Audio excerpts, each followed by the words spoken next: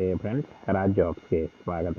Friends, ಆದಾಯ ತೆರಿಗೆ ಇಲಾಖೆಯಿಂದ ನೇಮಕಾತಿಯ ಹೊಸ ಸೂಚನೆ ಬಿಡುಗಡೆಯಾಗಿದೆ ನೋಡಿ. ಬೋತ್ ಮೇಲ್ ಆ್ಯಂಡ್ ಫಿಮೇಲ್, ಪುರುಷ ಮತ್ತು ಮಹಿಳಾ ಅಭ್ಯರ್ಥಿಗಳು ಇಬ್ಬರು ಈ ಒಂದು ಹುದ್ದೆಗಳಿಗೆ ಅರ್ಜಿಗಳನ್ನು ಸಲ್ಲಿಸಬಹುದು. ಕರ್ನಾಟಕದಲ್ಲೂ ಕೂಡ ಹುದ್ದೆಗಳಿದೆ ನೋಡಿ. MTS ಮತ್ತು ಇನ್ಸ್ಪೆಕ್ಟರ್ ಹಾಗೂ ಇತರೆ ಉದ್ಯೋಗಗಳಿಗೆ ನೇಮಕಾತಿ ನಡೀತಾ ಇದೆ ನೋಡಿ. ಸಂಪೂರ್ಣವಾಗಿ ಸರ್ಕಾರಿ ಉದ್ಯೋಗಗಳು ಹಾಗೆ ಕಾಯಂ ಉದ್ಯೋಗಗಳಾಗಿರ್ತವೆ. ಇನ್ನು ಫ್ರೆಂಡ್ಸ್, ಇಲ್ಲಿ ಕಾಣಿಸ್ತಾ ಇದೆ ನೋಡಿ, ಸಂಸ್ಥೆ ಹೆಸರು ಆದಾಯ ತೆರಿಗೆ ಇಲಾಖೆಯಿಂದ ನೇಮಕಾತಿಯಾಗಿರುತ್ತೆ. ಪೋಸ್ಟ್ ಹೆಸರು ಮಲ್ಟಿಟಾಸ್ಕಿಂಗ್ ಸ್ಟಾಫ್ MTS ಮತ್ತು ಆದಾಯ ತೆರಿಗೆ ಇನ್ಸ್ಪೆಕ್ಟರ್ ಹಾಗೂ ಟ್ಯಾಕ್ಸ್ ಅಸಿಸ್ಟೆಂಟ್ ಸ್ಟೆನೋಗ್ರಾಫರ್ ಹುದ್ದೆಗಳಿದಾವೆ ನೋಡಿ. ಒಟ್ಟು ಟೋಟಲ್ ಆಗಿ 55 ಹುದ್ದೆಗಳಿದ್ದಾವೆ. ಸಂಬಳ 18,000ದಿಂದ 1,42,000ವರೆಗೂ ಪರ್ ಮಂತ್ ಸ್ಯಾಲ್ರಿ ಆಗಿರುತ್ತೆ. ಅರ್ಜಿ ಸಲ್ಲಿಕೆ ಆಲ್ರೆಡಿ ಶುರುವಾಗಿದೆ ನೋಡಿ. ಅರ್ಜಿಗಳನ್ನು ಈ ಒಂದು ಅಫಿಷಿಯಲ್ ವೆಬ್ಸೈಟ್ಗೆ ಹೋಗಿ ನೀವು ಆನ್ಲೈನ್ ಮೂಲಕ ಅರ್ಜಿಗಳನ್ನು ಸಲ್ಲಿಸಬೇಕಾಗುತ್ತೆ.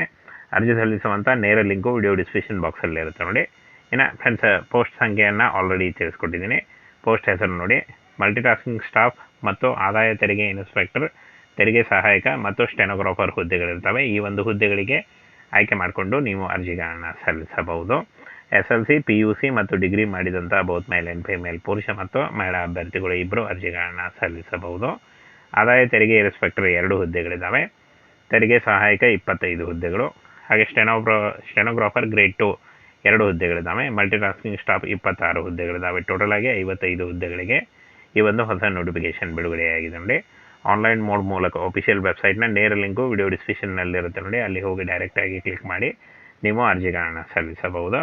ಹಾಗೆ ಫ್ರೆಂಡ್ಸ್, ಇಲ್ಲಿ ನೋಡಿ, ಯಾರು ಅರ್ಜಿಗಳನ್ನು ಸಲ್ಲಿಸಬಹುದು ಅಂತ ಹೇಳಿದ್ದಾರೆ. ಅಖಿಲ ಭಾರತದಿಂದ ಗಂಡು ಮತ್ತು ಹೆಣ್ಣು ಅಭ್ಯರ್ಥಿಗಳು ಇಬ್ಬರು ಅಭ್ಯರ್ಥಿಗಳು ಅರ್ಜಿಗಳನ್ನು ಸಲ್ಲಿಸಬಹುದಾಗಿರುತ್ತೆ.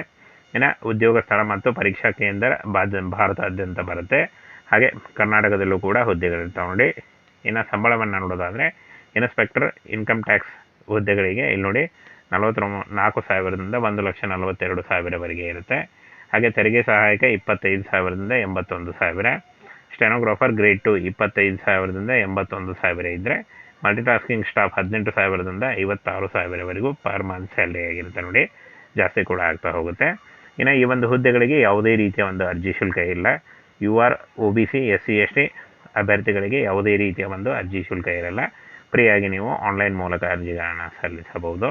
ಇನ್ನು ವಯೋಮಿತಿಯನ್ನು ನೋಡೋದಾದರೆ 18ರಿಂದ 30 ವರ್ಷದ ಒಳಗಿನವರು ಅರ್ಜಿಗಳನ್ನು ಸಲ್ಲಿಸಬಹುದು.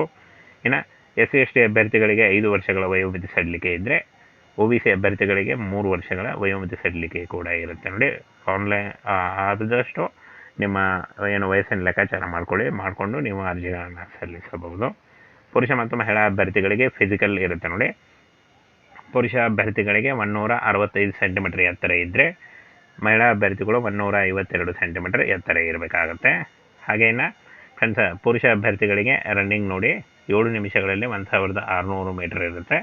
ಹಾಗೆ ಪರೀಕ್ಷೆ ಮಾದರಿ ಯಾವುದೇ ರೀತಿಯ ಪರೀಕ್ಷೆ ಇಲ್ಲ. ಈ ಒಂದು ಹುದ್ದೆಗಳಿಗೆ ಯಾವುದೇ ರೀತಿಯ ಪರೀಕ್ಷೆ ಇರಲ್ಲ. ಇನ್ನು ಅಗತ್ಯ ದಾಖಲಾತಿಗಳು ಆನ್ಲೈನ್ ಮೂಲಕ ನೀವು ಅರ್ಜಿ ಸಲ್ಲಿಸುವಾಗ ಬೇಕಾದಂಥ ಒಂದು ಅಗತ್ಯ ದಾಖಲಾತಿಗಳನ್ನ ನೋಡೋದಾದರೆ, ಫೋಟೋ ಬೇಕಾಗುತ್ತೆ.